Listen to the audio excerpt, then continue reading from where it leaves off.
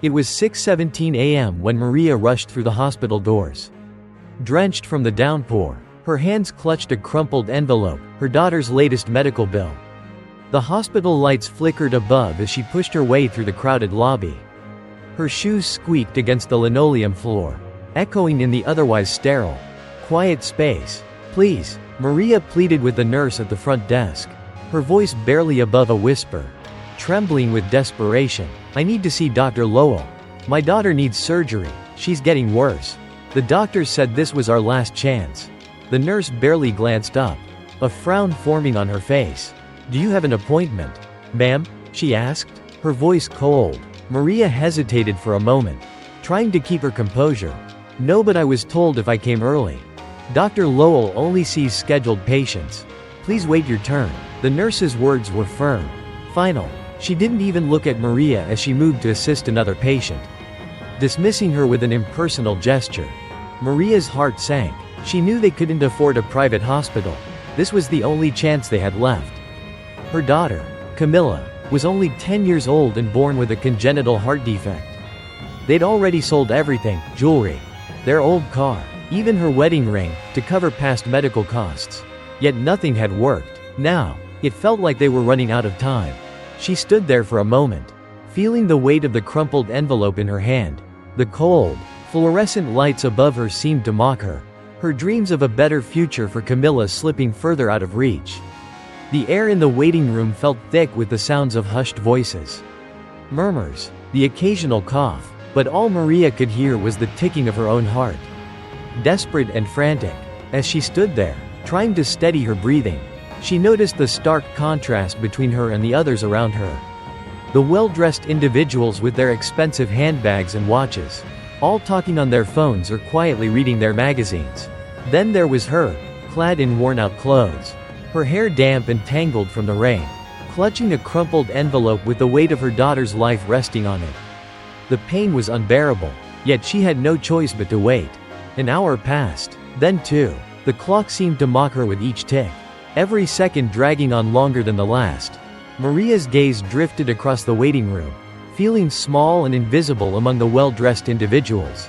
Some wore designer handbags, others sported gleaming watches, their perfectly tailored suits and polished shoes marking them as part of a world that felt distant from hers. Each person seemed to have somewhere important to be, a future laid out before them. Meanwhile, Maria felt stuck in a holding pattern. She wiped her face with the back of her hand, trying to push away the feelings of hopelessness that threatened to consume her. Her clothes, worn and faded from years of financial struggle, felt even more out of place among the sleek, expensive attire of the other patients. She couldn't help but notice the way the others glanced at her, their eyes lingering on her damp hair, her tired face. It wasn't just the wealth gap that separated them. It was the invisible walls of privilege and entitlement that made her feel even more invisible. Across the room, a man in a sharp suit sat on one of the chairs, casually flipping through his phone. A few feet away, a woman in her late 40s, dressed in a high-end coat and boots, chatted with a nurse at the desk, smiling as if she were a regular. Every now and then, their laughter echoed, a sharp contrast to Maria's silence.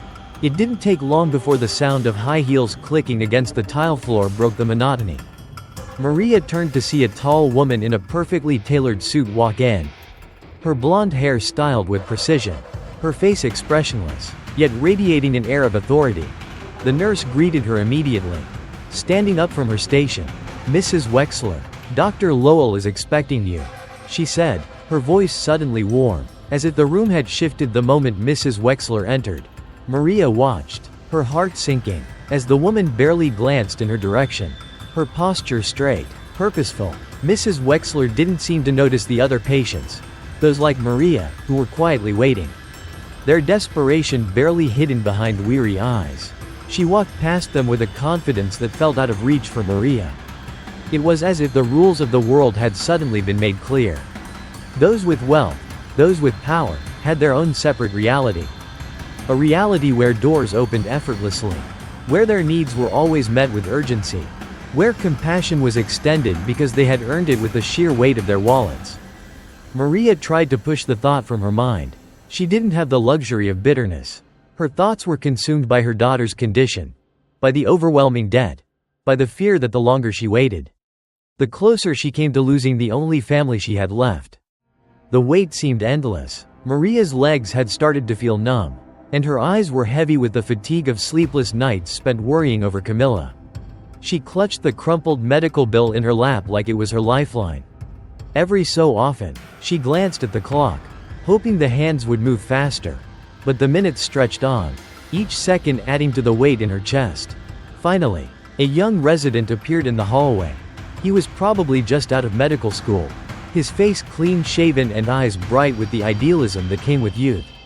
As he walked past, he noticed Maria sitting alone, her eyes red from crying. He stopped in his tracks, sensing something was wrong. "Ma'am, are you all right?" the resident asked, his voice gentle but filled with concern. Maria stood, feeling a wave of gratitude rush over her. "My daughter," she choked out, wiping away the last of her tears. "She needs surgery. I was told this was our last chance. We can't afford private hospitals. We've sold everything we have. Please, I'm begging you, help me." The young man hesitated, looking around the room before he leaned in slightly. Lowering his voice, "I'll see what I can do. Wait here." Maria nodded, but the uncertainty settled back into her chest. She had heard promises like this before, empty words that never amounted to anything. As she sat back down, the sound of her heart thudding in her chest felt deafening. She tried to focus on the good memories of her daughter, the laughter they had shared before all of this began. But those memories seemed distant, like a life she once lived before this endless struggle took over. The wait felt even longer after the resident disappeared into the back rooms of the hospital. Maria's hands shook as she folded the envelope in her lap, hoping for a miracle, but doubting that it would ever come. Then, without warning, the door to the office opened, and a figure stepped into the room. It was Dr. Lowell, his white coat hanging loosely around his shoulders, his stern face as impassive as ever. His eyes scanned the room, taking in the chaos and exhaustion, before landing on Maria. "Mrs. Alvarez?" he said in a calm, authoritative voice. "Come with me." Maria's heart skipped a beat as she stood, her legs weak beneath her. She walked slowly behind him, her mind racing, but trying not to get her hopes up. What could this possibly mean? Had the resident spoken to him? Was this her chance? Inside his office, Dr. Lowell gestured to the chair in front of his desk. Maria sat down carefully, her eyes still wet from crying. She handed him the crumpled letter, her hands trembling. "Please, Dr. Lowell," she said, her voice breaking. "Camilla needs this surgery. We have no money left. I don't know what else to do. I'll clean floors, cook, anything. Just please, don't let her die." Dr. Lowell's expression softened for a fraction of a second. He sighed deeply, running a hand through his short, graying hair. "Mrs. Alvarez, I understand how difficult this is," he said, his voice still formal. "But this hospital isn't a charity. There are rules, procedures." Before he could finish, a knock echoed from the door. The door opened slowly, and it was the young resident again. Behind him stood Mrs. Wexler, her sharp features still as poised as ever, but with something softer in her gaze now. She caught Dr. Lowell's eye, and without waiting for him to speak, she stepped forward. "Doctor," she said calmly, "I overheard part of the conversation. I'd like to cover this child's surgery." Her voice was steady, without a trace of hesitation. "This family deserves a chance." Maria's eyes widened in disbelief. "But, why?" she whispered, still not sure if she had heard correctly. Mrs. Wexler's eyes met hers, her expression unreadable. "Because once, someone did the same for my son. I've never forgotten what that meant." Her words hung in the air, the weight of her gesture sinking in. Maria felt a flood of emotions overwhelm her. She couldn't hold back the tears as they began to spill over. She fell to her knees, overwhelmed with gratitude. Thank you so much," she sobbed, her voice barely above a whisper. "God bless you." Mrs. Wexler smiled softly, her eyes glistening with emotion, before turning to Dr. Lowell. "Please, schedule the procedure immediately," she said, her tone no longer businesslike but full of compassion. Dr. Lowell nodded, visibly moved by the encounter. "We'll take care of everything," he said, his voice finally softening as he looked at Maria. "The surgery will be scheduled. You can rest easy now." 3 weeks later, the sterile hospital corridor, with its long, quiet walls, felt different to Maria. The once cold and unwelcoming space now seemed warmer, filled with a quiet sense of hope. She had watched as Camilla, her little girl, played in the hallway, her laughter echoing down the corridor. The surgery had been a success. Her heart was strong again, her breathing easy. For the first time in months, Maria felt the weight on her shoulders begin to lift. Her daughter, now full of energy, ran up and down the hallway, her smile wide and unbroken. The sound of her laughter, once a memory in the depths of Maria's mind, was now real. Maria stood in the doorway of the hospital room, watching her daughter with tears in her eyes. The relief was overwhelming, and as she wiped her tears away, a wave of gratitude flooded her chest. Behind her, she heard soft footsteps. It was Mrs. Wexler, walking past with the same calm, measured steps she had taken the first time Maria had seen her. As their eyes met, Mrs. Wexler gave a small nod of acknowledgement. There was no need for words. Maria knew what this moment meant.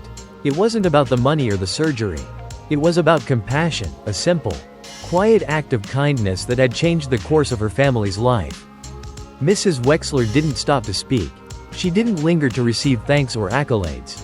She simply gave a small, knowing smile and continued on her way, her heels clicking softly against the floor. It was as though she knew that the true gift of kindness didn't need to be acknowledged or celebrated, it just needed to be given. Maria stood there, watching her daughter, her heart full of gratitude and a deep sense of humility. She knew that this gift of kindness wasn't just about the surgery. It was about the change it had brought to her and her daughter's lives.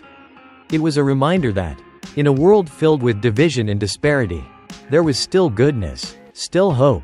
As the days passed, Maria made it her mission to never forget the generosity of Mrs. Wexler. She knew that she could never repay the kindness shown to her and Camilla. But she vowed to carry it forward, to help others when she could, to offer compassion wherever it was needed. And so, as she held her daughter close, watching her run freely and happily, Maria felt that, perhaps for the first time in her life, she had been given more than she ever thought possible: hope, love, and the belief that even in the darkest times, kindness could light the way.